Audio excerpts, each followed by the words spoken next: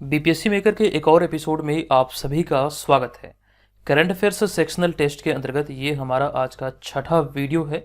हमेशा की तरह इस वीडियो में बिहार राष्ट्रीय अंतर्राष्ट्रीय तीनों घटनाओं का संग्रह किया गया है, जो कि 68वीं बीपीएससी एग्जाम के दृष्टिकोण से आपके लिए बहुत बहुत इंपॉर्टेंट है। पूरे वीडियो को ध्यानपूर्वक देखिए। अगर आपको लगे कि ये वीडियो आपके लिए उपयोगी हो रहे हैं तो इसका प्रीवियस पार्ट को आप लोग जरूर देखिएगा। और रही बात इसके पीडीएफ फाइल की, तो इसका पीडीएफ फाइल को आप बीपीएससी मेकर ऐप के थ्रू निःशुल्क डाउनलोड कर सकते हैं। साथ ही साथ ये पीडीएफ फाइल आप हमारे टेलीग्राम चैनल से भी डाउनलोड कर सकते हैं। चलिए श्रृंखला की शुरुआत करते हैं। आज का हमारा पहला प्रश्न होगा, लेकिन उससे पहले एक जानकारी ये भी दे दूं कि इस वीडियो में प्रश्नों की संख्या है 30 और इसका कटअप जो निर्धारित है यह है 25, यानी कि 30 प्रश्नों में से आपको 25 प्रश्न हर हाल में सॉल्व करना है और आपको कमेंट बॉक्स में कमेंट करके बताना है कि यहाँ पर आपने कितने प्रश्नों को सही सही हल किया है। आप इस बात का भी ध्यान रखेंगे, अगर आपने 25 से अधिक प्रश्नों को सही से हल किया तो आप इस वीडियो के आधार पर यहाँ पर पास समझे जाएंगे। 25 से अगर कम होता तो आप यहाँ पर फेल समझ जाएंगे। तो ईमानदारी पूर्वक सभी लोग कमेंट जरूर करेंगे कि यहाँ पर आप कितने प्रश्नों को सही सही हल करते हैं। चलिए हम यहाँ पर श्रृंखला की शुरुआत करते हैं। हमारा पहला प्रश्न है कि शिक्षक दिवस 2022 के अवसर पर 5 सितंबर को बिहार के कितने शिक्षकों को राजकीय शिक्षक पुरस्कार से सम्मानित किया गया। प्रत्येक प्रश्न में 2 से 4 सेकंड का टाइम आपको दिया जाएगा। इस बीच आपको आपका आंसर जो होगा वो कमेंट बॉक्स में लिखना है और इसे काउंट भी करना है। बताइए इसका राइट आंसर क्या होगा। तो इस प्रश्न का हमारा राइट आंसर हो जाएगा ऑप्शन नंबर बी, राजकीय शिक्षक पुरस्कार की बात करें। यहाँ पर ध्यान देने वाली बात है, यहाँ पर बात किया जा रहा है राजकीय शिक्षक पुरस्कार की, यानी कि बिहार स्तर पर, राज्य स्तर पर जो राजकीय शिक्षक पुरस्कार दिया जाता है, ऐसे में कुल मिला के 20 शिक्षकों को प्रदान किया गया 5 सितंबर 2022 को। जबकि राष्ट्रीय शिक्षक पुरस्कार की बात करें तो राष्ट्रीय शिक्षक पुरस्कार के अंतर्गत पूरे भारत से 46 शिक्षकों का चयन किया गया और इन 46 शिक्षकों की बात करें तो इनमें से बिहार के 2 शिक्षक शामिल थे। और इसके तहत हमने आपको बताया था निशी कुमारी और सौरभ सुमन को राष्ट्रीय शिक्षक पुरस्कार से सम्मानित किया गया, जो कि बिहार से संबंधित है। एग्जाम में पूछे जाने की प्रबल संभावना बनती है। इस वीडियो को जब आप देख रहे होंगे तो वीडियो को देखने के बाद इसका पीडीएफ फाइल जब आप डाउनलोड करेंगे बीपीएससी मेकर ऐप से या फिर टेलीग्राम चैनल से, तो वहां पर सभी प्रश्नों का समग्र विश्लेषण आपको मिलेगा। साथ साथ स्टैटिक पोर्शन भी वहां पर आपका कवर किया गया है, तो इससे आपकी तैयारी को एक नई दिशा मिलेगा। तो मैं आपको कहूँगा कि जरूर से जरूर आप लोग पीडीएफ डाउनलोड करेंगे। चलते हम यहाँ पर दूसरे प्रश्न पे। हमारा दूसरा प्रश्न है कि हाल ही में 3 टॉप कोर्ट्स ऑफ इंडिया नामक पुस्तक का विमोचन हुआ है। प्रश्न पूछा गया कि इस पुस्तक के लेखक कौन है। तो इस प्रश्न का हमारा राइट आंसर होगा ऑप्शन नंबर सी, यानी कि जस्टिस एस के कटरियार। आपको ध्यान रखना, जस्टिस एस के कटरियार को अभी जो मतलब कर सकते हैं इस पुस्तक के लेखक हैं, जो पुस्तक का अभी हाल ही में विमोचन हुआ। इस पुस्तक का नाम है 3 टॉप कोर्ट्स ऑफ इंडिया। ये यहाँ से आपको ध्यान रखना। अब यहीं पे अगर हम बात करें जस्टिस एस के कटरियार की, ये आखिर है कौन, तो एग्जाम में आपको ध्यान रखना ये पटना हाईकोर्ट के पूर्व जस्टिस हैं। चलते हम यहाँ पर अगले प्रश्न पे। हमारा अगला तीसरा प्रश्न है कि केंद्रीय सड़क परिवहन और राजमार्ग मंत्री नितिन गडकरी द्वारा 14 नवंबर 2022 को आमस दरभंगा एक्सप्रेसवे की आधारशिला रखी गई। बताएं कि यह एक्सप्रेसवे बिहार के कितने जिलों से होकर गुजरेगी। इंपॉर्टेंट प्रश्न है, कमेंट कीजिए, बताइए इसका राइट आंसर क्या होगा।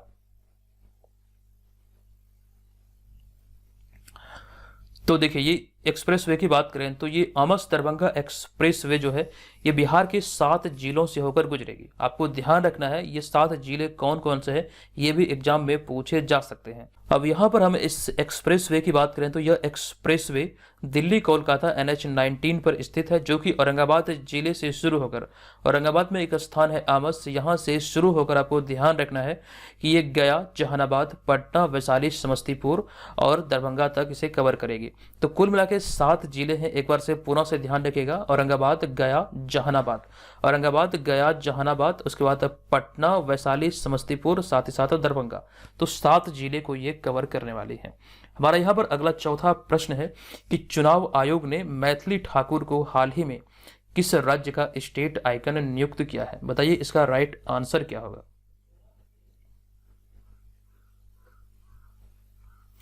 इस प्रश्न का हमारा राइट आंसर होगा ऑप्शन नंबर ए। अभी हाल ही में बिहार राज्य का स्टेट आइकन के रूप में मैथिली ठाकुर को नियुक्त किया गया। हालांकि हाल ही में मैथिली ठाकुर को बिहार खादी का ब्रांड एम्बेसडर भी बनाया गया। यहाँ से आपके एग्जाम में प्रश्न बने हैं, बीपीएससी एग्जाम में यहाँ से प्रश्न पूछा गया था कि वर्तमान में बिहार खादी के ब्रांड एम्बेसडर कौन है। तो जिसमें यह प्रश्न पूछा गया था 67वीं बीपीएससी में शायद, तो उस समय बिहार खादी के ब्रांड एम्बेसडर थे मनोज तिवारी, लेकिन उससे पहले थे पंकज त्रिपाठी। लेकिन वर्तमान समय में बिहार खादी के ब्रांड एम्बेसडर हैं मैथिली ठाकुर। अगला हमारा 5वां प्रश्न है कि भारतीय पुरातत्व सर्वेक्षण यानी कि आर्कोलॉजिकल सर्वे ऑफ इंडिया ने जनवरी 2023 में बिहार के नालंदा जिले में विश्व विरासत स्थल नालंदा महाविहार के परिसर के भीतर 2 लघु स्तूपों की खोज की है। बताएं कि यह स्तूप लगभग कितने वर्ष पुराने हैं। तो इस प्रश्न का हमारा राइट आंसर होगा, ये दोनों लघु स्तूपों की बात करें तो ये लगभग 1200 वर्ष पुराना है। ध्यान रखेंगे ये दोनों के दोनों लघु स्तूप हैं और ये तकरीबन 1200 वर्ष अर्थात 1200 वर्ष पुराना है। छठा प्रश्न की हाल ही में आई एक रिपोर्ट के अनुसार 29,000 महिला पुलिस कर्मियों के साथ बिहार राज्यों की श्रेणी में कौन से स्थान पर है। मोस्ट इंपॉर्टेंट प्रश्न है। सारे सिलेक्टेड प्रश्नों का ही संग्रह यहाँ पर हमने किया है। सभी प्रश्न आपके एग्जाम में पूछे जाने की प्रबल संभावना रखती है। बताइए इसका राइट आंसर क्या होगा। इस प्रश्न का हमारा राइट आंसर है ऑप्शन नंबर सी। जो अभी रिपोर्ट आई है, इस रिपोर्ट के आधार पर 29,000 महिला पुलिस कर्मियों के साथ बिहार पूरे भारत में जो राज्य है, राज्यों की श्रेणी में पहले स्थान पर है। ये यहाँ से आपको ध्यान रखना है, नोट कर लीजिए। जो लोग डेली करंट अफेयर्स वाले श्रृंखला के साथ अगर रेगुलर नहीं बने हुए हैं तो हमारे नोट्स के माध्यम से और जो फ्री क्विज है बीपीएससी मेकर ऐप पर, वहाँ पर जाकर के अपनी तैयारी का बेहतर तरीके से आकलन कर सकते हैं, जहाँ से आपको बहुत सारी चीज़ें सीखने को मिलेगा। अब यहाँ पर हमारा 7वां नंबर प्रश्न है कि 2022 में चर्चे में रहा सिनर्जी निम्नलिखित में से क्या है। इस प्रश्न का हमारा राइट आंसर होगा साइबर सुरक्षा अभ्यास है, जो कि 2022 में खबरों में रहा था। ध्यान रखेंगे ऑप्शन नंबर बी इस प्रश्न का राइट आंसर है। अगला 8वां प्रश्न की हाल ही में चर्चा में रहा या फिर रही द हीरो ऑफ टाइगर हिल नामक पुस्तक किसकी आत्मकथा है। बताइए इसका राइट आंसर क्या होगा।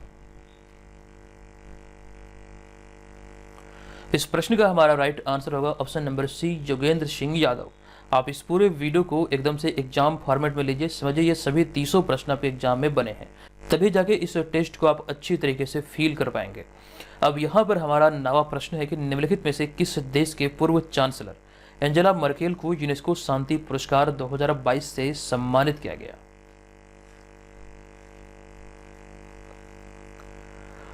तो इस प्रश्न का राइट आंसर होगा ऑप्शन नंबर ए। जर्मनी की पूर्व चांसलर एंजेला मर्केल को यूनेस्को शांति पुरस्कार से सम्मानित किया गया।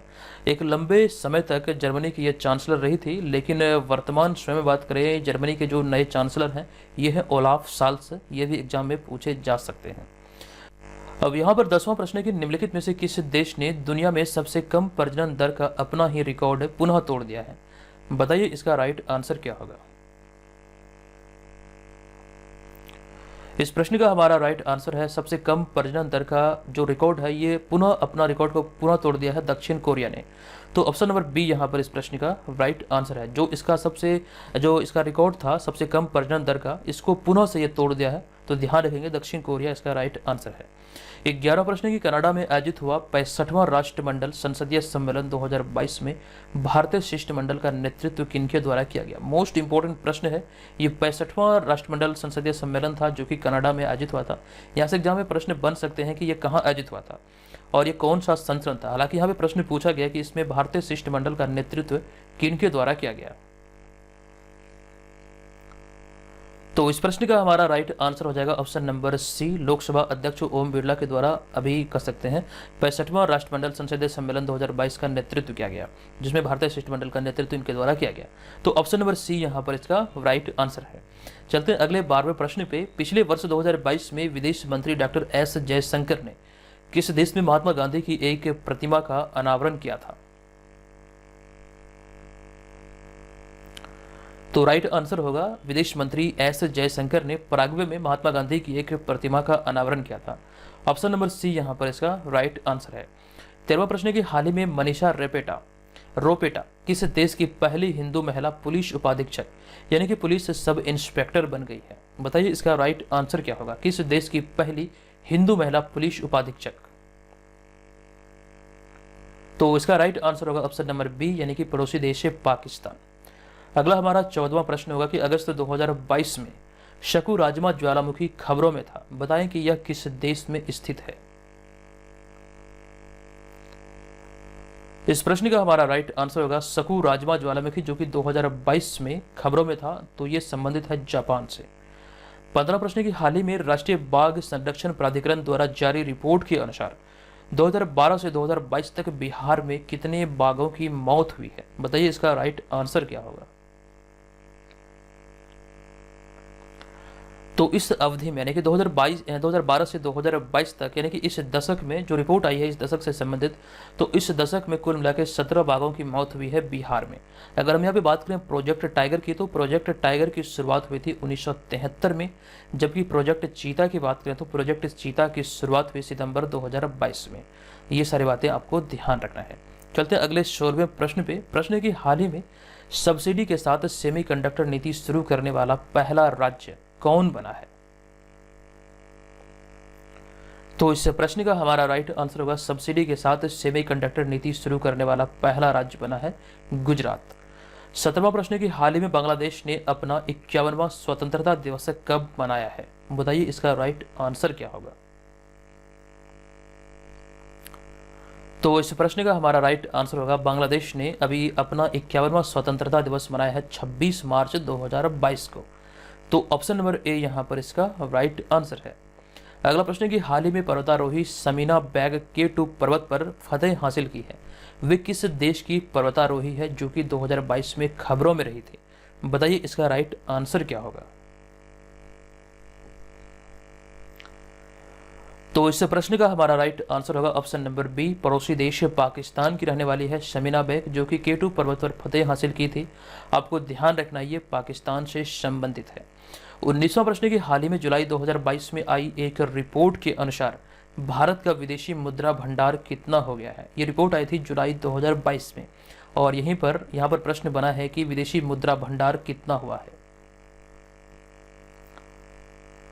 तो जुलाई 2022 की इस रिपोर्ट की बात करें तो इस रिपोर्ट के आधार पर इस प्रश्न का हमारा राइट आंसर होगा 572.7 अरब डॉलर। ये भारत का विदेशी मुद्रा भंडार हो गया है।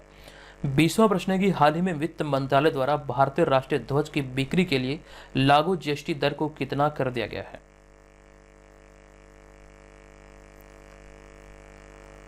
तो राष्ट्रीय ध्वज तिरंगा पर यानी कि तिरंगा की जो बिक्री होती है उस पर जो जीएसटी लागू है, तो ऐसे में आपको ध्यान रखना इसे बरकरार रखा गया है 0%, यानी कि इसमें किसी प्रकार की कोई कर नहीं है। तो ऐसे में ऑप्शन नंबर ए यहाँ पर इस प्रश्न का राइट आंसर है।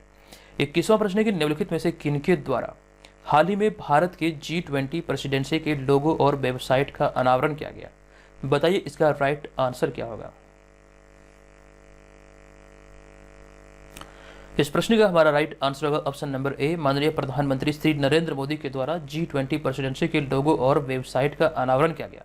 आपको जानकारी दे दूं कि अभी हाल ही में 1 दिसंबर 2022 को अगले 1 वर्षों तक के लिए भारत G20 की अध्यक्षता ग्रहण किया है इंडोनेशिया से। अभी हाल ही में जो G20 की बैठक आयोजित हुई थी, शिखर सम्मेलन जो आयोजित हुई थी, ये इंडोनेशिया के बाली में आयोजित हुई थी। तो इंडोनेशिया के जो राष्ट्रपति थे उनके द्वारा भारत को इसकी अध्यक्षता सौंपी गई है अगले 1 वर्षों के लिए। ये जानकारी आपको ध्यान रखना है। अभी हाल ही में भारत का जो राज्य है राजस्थान, तो राजस्थान की राजधानी जयपुर में G20 शेरपा बैठक आयोजित हुई थी पहली बार भारत में। ये जानकारी हमने आपको दिया था। और एक जानकारी यहाँ पर यह भी ध्यान रखेंगे 6 और 7 मार्च को जो बिहार में G20 की बैठक आयोजित होने वाली थी, एक क्षेत्रीय बैठक थी, तो शायद ये कह सकते हैं स्थगित हो गई है। हालांकि इसकी कंप्लीट जानकारी हम आपको जरूर देंगे, लेकिन जिस प्रकार की बातें निकलकर सामने आ रही है, हालांकि हमने आपको बतलाया था ये निर्धारित है कि 6 और 7 मार्च को ये आयोजित होना था, लेकिन इसमें थोड़ी सी बातें मतलब कुछ सामने निकल कर आ रही है, क्योंकि हम आपको डेली करंट अफेयर्स के अंतर्गत इन सारी चीज़ों से अवगत जरूर कराएंगे। लेकिन फिलहाल के लिए ये ध्यान में रखिएगा कि ये थोड़ी सी शायद मुझे लग रहा है कि ये स्थगित हो जाएगा या फिर हो रहा है। अब यहाँ पर हमारा अगला होगा 22वां प्रश्न। ये प्रश्न की 5 नवंबर 2022 को भारत के पहले मतदाता श्याम शरण नेगी का निधन हुआ है। बताएं कि वे मूल रूप से किस राज्य के निवासी थे।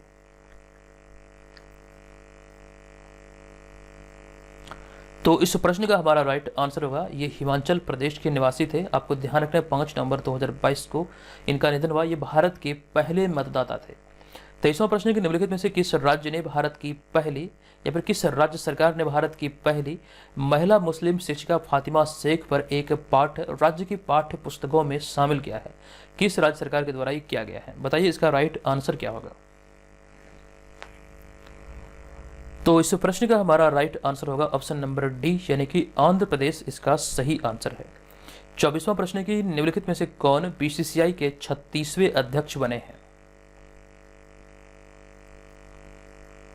इस प्रश्न का हमारा राइट आंसर होगा, बीसीसीआई के 36वें अध्यक्ष बने हैं रोजर बिन्नी।